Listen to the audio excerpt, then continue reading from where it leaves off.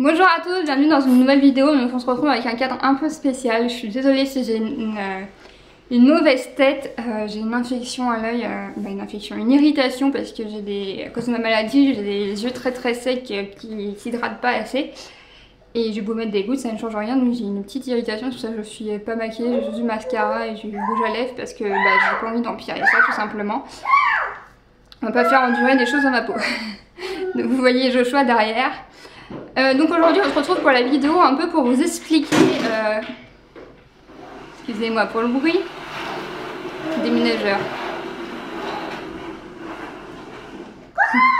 Pour vous expliquer un peu où on en est en ce moment, parce que j'ai posté beaucoup de choses sur Instagram mais vous avez peut-être pas compris ou voilà, je pense que c'est important d'expliquer un peu où on en est tous les deux. Donc du coup vous avez suivi qu'on a déménagé encore une fois il y a pas longtemps. Donc ça y est, l'appartement est en place. Là j'ai plus de carton, c'est bon, c'est enfin tout est quasiment nickel. J'ai quelques affaires encore à récupérer mais on voit vraiment le bout du déménagement. Désolée pour le bruit que Joshua fait. Donc déjà ça c'est un premier point. Deuxième point, donc je vais parler de moi déjà. Donc ma maladie. En ce moment c'est une période qui est extrêmement difficile pour moi. Vous savez que j'aime pas me plaindre, c'est pas mon genre. Vous savez très bien, mais je pense que vous l'avez vu dans mes derniers vlogs, la fatigue en ce moment est au summum. C'est très compliqué. Je pense que ça se voit à ma tête, ça se voit à mes yeux de toute manière. Moi je suis pas du genre à cacher les choses. Voilà, c'est compliqué, au niveau douleur, c'est intenable. Honnêtement c'est intenable. Je suis bien que allongée dans mon lit, mais étant maman, vous comprenez bien que je peux pas être allongée dans mon lit toute la journée, c'est techniquement impossible.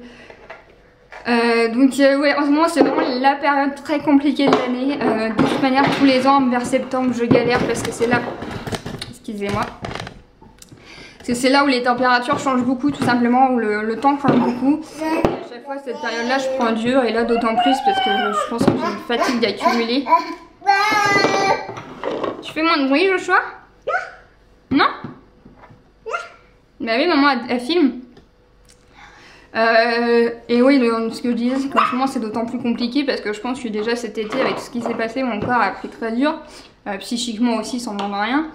Et puis, comme je disais, j'ai énormément de fatigue accumulée. Voilà, être maman solo, c'est pas forcément ça. D'autant plus que, je sais pas si vous avez remarqué dans les vidéos, j'ai fait le choix il y a quelques mois. Oui, ça doit faire 2-3 mois de supprimer le parc parce que à chaque fois je mettais Joshua dedans, il pleurait. Donc on n'a plus de parc. Donc en fait j'ai aucun moment dans la journée je peux me dire non, je suis vraiment exténuée, je te mets dans le parc pour que tu joues tranquillement. Tant que t'en mettes maman, tant qu'elle se repose. Vous voyez, moi le parc c'est pas une punition pour lui, mais là c'était voilà, il grandit vraiment et on pouvait plus, donc j'ai supprimé le parc tout simplement. Donc c'est aussi pour ça que je suis aussi fatiguée parce que c'est aussi un rythme à prendre.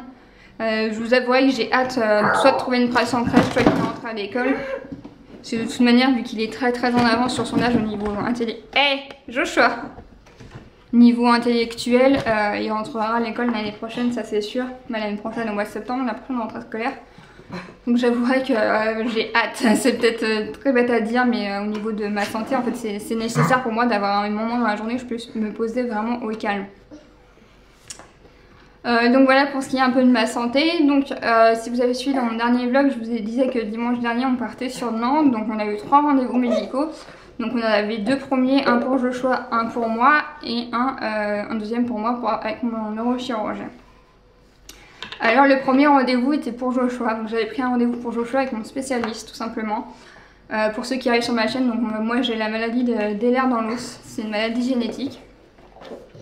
Où il manque c'est un manque de collagène et le collagène constitue 80% du corps humain. Donc ça touche tout le corps là, comme maladie, que ça aille des yeux, la vessie, aux jambes, aux os, aux muscles, voilà, ça touche absolument tout le corps. Je m'éparpille un peu, donc moi j'avais cette maladie là et j'avais pris rendez-vous pour Joshua pour mon spécialiste. Parce que ça faisait beaucoup, depuis qu'il est en fait un peu bébé, que je me pose beaucoup de questions. Il a mis beaucoup de temps pour tout Joshua, pour se tenir assis, pour se retourner, pour se... pour essayer de se mettre debout, pour marcher. Il a été très très long surtout.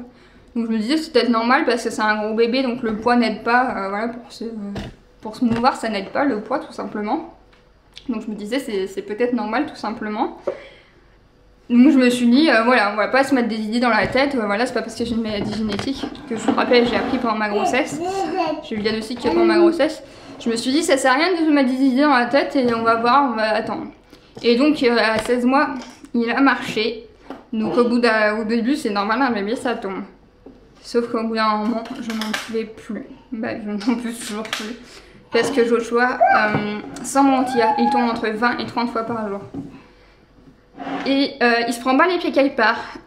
Il tombe comme ça. Tu comprends pas, il marche normal. Et il tombe, il se prend même pas les pieds l'un dans l'autre. Il tombe. Il a tout le temps des bleus, des bosses. Là, il a un bleu encore sur la tête. Pour ceux qui ont suivi aussi sur mes réseaux sociaux, donc début septembre, oui, c'est mois de septembre, il s'est ouvert l'œil là, donc j'ai dû l'emmener. Non, c'est de l'autre côté d'ailleurs. Je l'ai emmené à la pharmacie tout savoir pour qu'elle me donne des strips. Et en fait, elle m'a dit bah non, faut aller aux urgences. Et il a eu son premier point de suture sans anesthésie, tout ça. Il est juste simplement tombé sur un jouet en plastique, la régulière jouet en plastique qui n'avait pas de bout tranchant ni rien, et il s'est ouvert direct en fait. Donc ça c'était encore autre chose. Pareil, il a des bleus tout le temps sur les jambes. Voilà, il y a plein de choses qui font que Joshua n'est pas un bébé. Qu'il y avait des choses qui me faisaient me poser des questions. Pareil, il a souvent des diarrhées malgré son changement, ses allergies, que je fasse très attention à ses allergies, il a énormément de diarrhée. Donc voilà, c'était plein de choses comme ça et vraiment les chutes, voilà, au début tout le monde me disait c'est normal, ça fait pas longtemps qu'il marche, voilà. Sauf que c'est devenu un moment où c'est plus possible en fait, tout simplement. À chaque fois qu'il tombe quasiment, il se coupe, il tombe sur il se gratine toujours le nez, il a des bleus partout. Il s'est ouvert je sais pas combien de fois l'intérieur de la lèvre là, avec ses dents. Sérieux, je peux même plus compter le nombre de fois où il est tombé tout simplement. Une fois pareil, il est sorti de sa chambre et il s'est pris la porte. Ça arrive, je dis une fois parce que cette fois là ça m'a vraiment marqué parce qu'en fait il est tombé sur les fesses tellement il s'est pris fort la porte de sa chambre. En fait il s'est pris et voilà, il sort de la porte de sa chambre et en fait il a foncé dans le mur à côté où il est sorti alors qu'il regardait devant lui.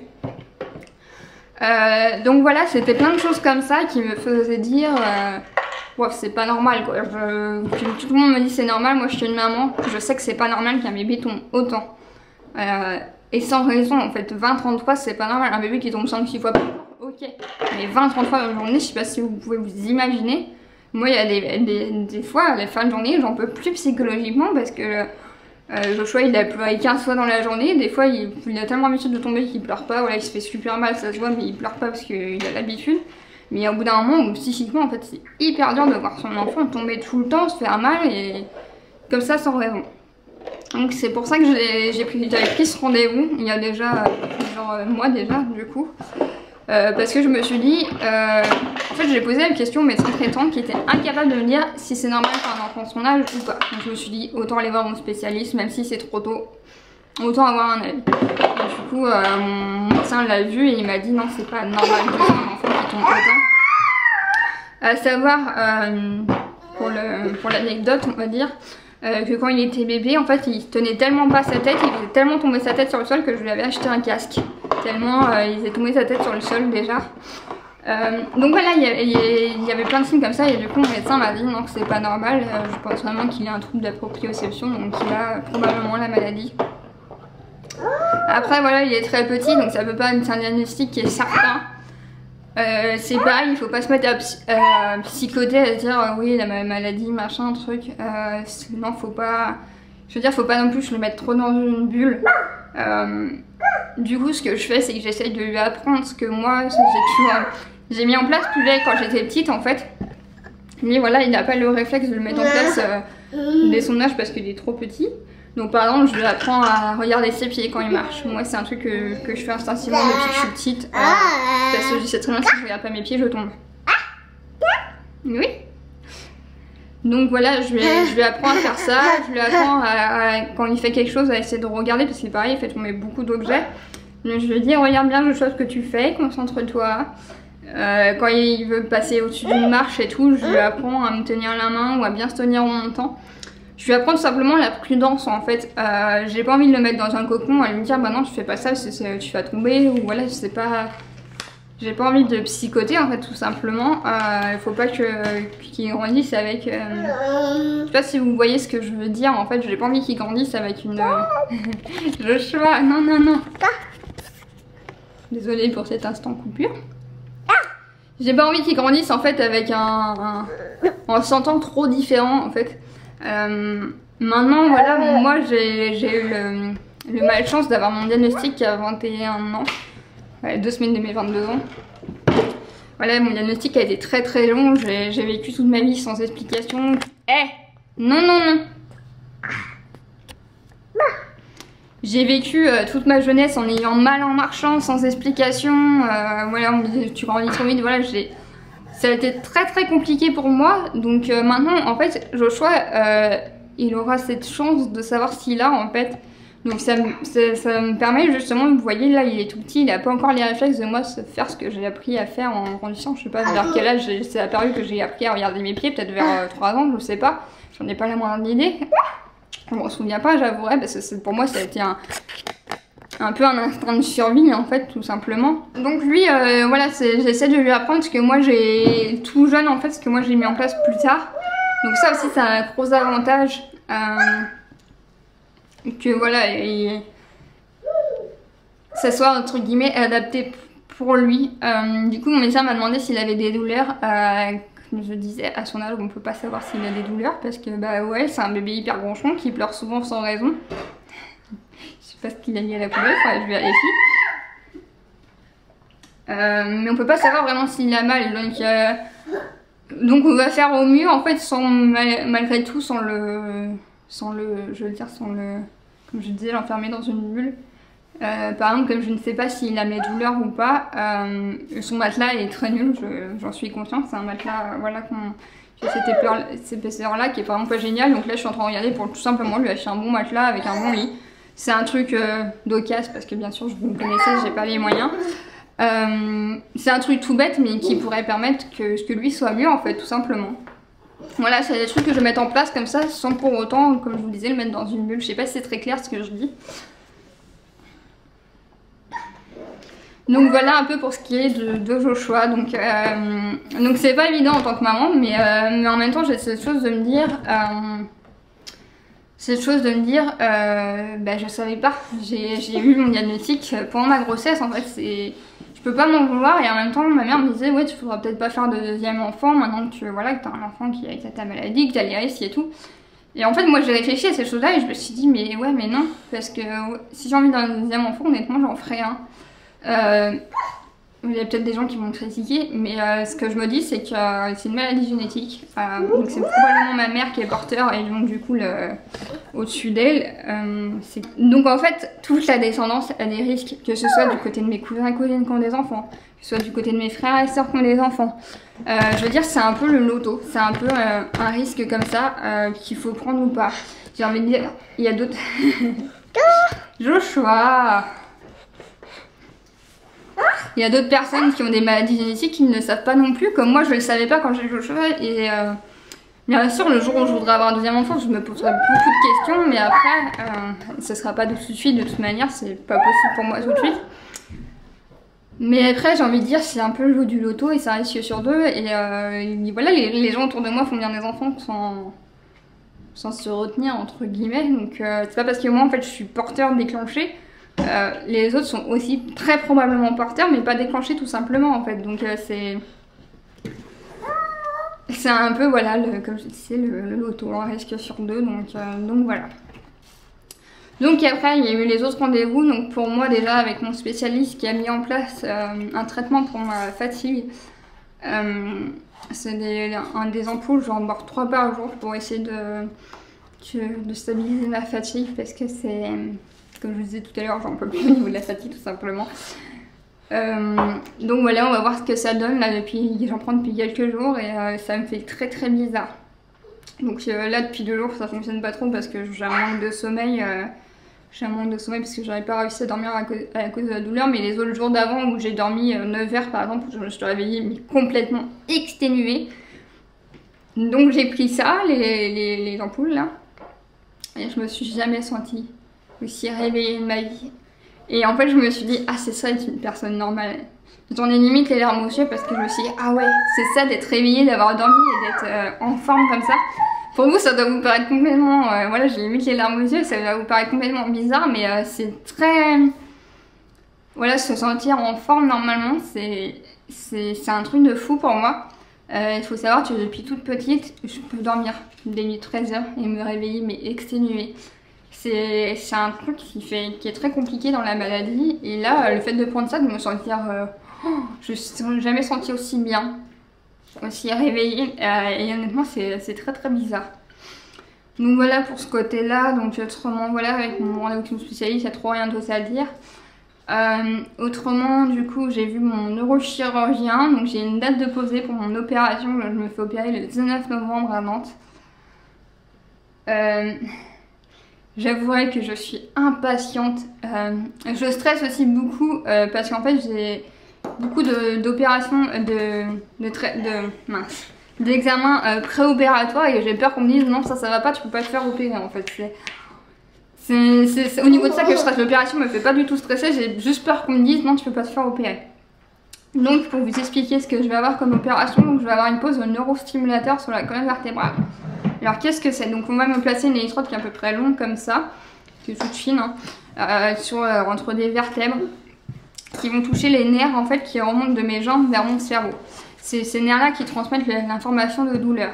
Et en fait, cette électrode va envoyer une petite stimulation électrique qui va faire que je vais sentir des fourmillements au lieu de sentir la douleur. En fait, ça dit au cerveau, hop, tu vas sentir des fourmillements et pas la douleur. Donc, je sais pas si vous comprenez très bien ce que je dis. Donc voilà, donc je vais avoir 2 opérations. Je vais avoir la première, on va juste me placer l'électrode sous la peau avec les fils qui vont sortir de moi avec le boîtier. Parce que du coup il y a un petit boîtier de cette taille là qui envoie la stimulation, qui est la batterie tout simplement, à l'extérieur de mon corps. Et donc je vais l'avoir en test 1 semaine, on va voir si ça fonctionne bien, s'il est bien passé. À savoir que la première opération, donc ça va être sous sédation, je vais avoir une partie de l'opération où ils vont me réveiller pour être sûr que l'électrode soit bien placée, que je la sente bien comme il faut. Et donc le lundi après, donc 1 semaine après, j'ai une deuxième opération. Donc soit ça n'a pas fonctionné, on me l'enlève, soit ça fonctionne et du coup on me place le boîtier sous la peau. Si je me trompe pas, ils le mettent dans le gras des fesses. C'est ce qu'on m'avait dit à l'époque. Donc je suis aussi pressée d'avoir cette opération parce que déjà j'en peux plus de la douleur. Comme je le disais tout à l'heure, c'est un point où c'est invivable tout simplement. J'en peux vraiment plus. Et c'est une opération que j'ai déjà eue. Mais mal faite. Comme si vous avez regardé ma vidéo de mon histoire, donc j'ai passé 4 mois en clinique quand j'avais 15 ans. Et donc on m'a fait cette opération, mais l'électrode était mal placée parce qu'en fait on m'avait pas réveillée pendant. Elle était mal placée et au lieu de me la replacer, ils me l'ont enlevée. Et en fait, elle était mal placée, il fallait juste que je me penche en avant pour le sentir. Et honnêtement, donc ça fait 10 ans que j'ai ma maladie. Bah, disons qu'elle est vraiment, je l'ai depuis bébé, mais ça fait 10 ans qu'elle est vraiment très... voilà, je me suis retrouvée en fauteuil qui s'est parti en vrille, on va dire. Et donc, en fait, en 10 ans, comme je disais, c'est la seule fois où j'ai pas senti de douleur en 10 ans. Je sais pas si vous pouvez vous imaginer. C'est pour ça que je suis aussi impatiente d'avoir cette opération-là. Mais du coup, comme je disais, j'ai le stress pour les examens à faire avant. Parce qu'en fait, comme on me place un corps étranger, il y a énormément de tests à faire. Donc la semaine prochaine, je retourne sur Nantes. Le lundi, j'ai une radio de la bouche à faire pour vérifier que je n'ai pas de caries. Après, je revois mon dentiste pour son conclusion. Donc soit j'ai des caries, il me les soigne. Soit j'ai pas de caries, il me fait le mot comme quoi, hop, c'est bon pour l'opération.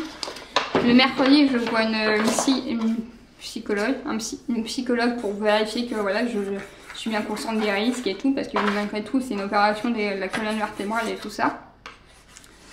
Mais voilà, je vais avoir ce test là, donc après je suis 2 semaines sans retourner sur Nantes. Fin octobre j'ai une première prise de sang. La semaine d'après j'ai mon rendez-vous avec l'anesthésiste. Après j'ai une autre prise de sang, j'ai un prélèvement nasal à faire. Donc voilà, j'ai énormément de choses à faire. Et donc voilà, j'ai surtout le psy, les 2 prises de sang et le truc nasal si c'est pas validé, je peux pas faire l'opération. Donc c'est surtout ça qui me fait stresser parce que je l'attends cette opération tout simplement. Après quand même, ce que je suis consciente c'est que ça ne peut ne pas fonctionner. Mais faut tester quoi, faut essayer, faut pas... Ouais, faut que je reste consciente que ça ne peut ne pas fonctionner, mais voilà, il faut essayer de toute manière. Donc je suis extrêmement pressée, là j'avoue que je compte les jours. Aujourd'hui je tourne cette vidéo, on est le mardi 9 octobre. Donc 1 mois et 10 jours avant mon opération, je peux vous dire que je trépigne d'impatience.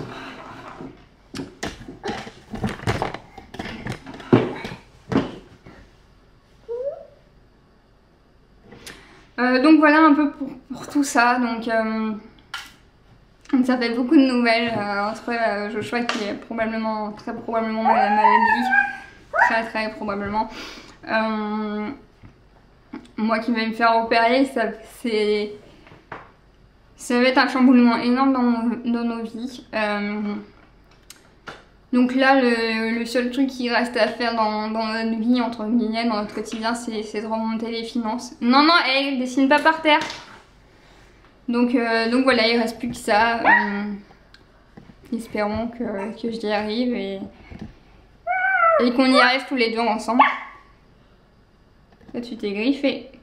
Comme je dis toujours, c'est Joshua et moi contre le reste du monde.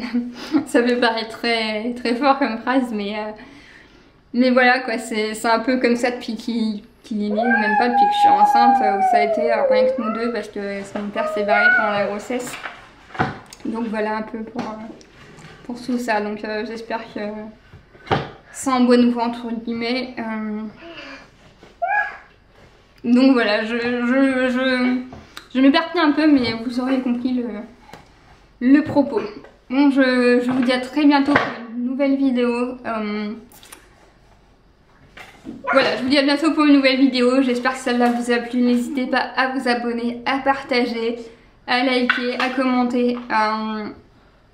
Voilà, je trouve que c'est vraiment important de partager notre quotidien, de montrer où on peut être malade en fauteuil et avoir un bébé et être maman solo. Je sais que j'accumule beaucoup, mais montrer que tout est possible, que si on se bat pour faire les choses, et ben on peut y arriver. Donc voilà, bye bye.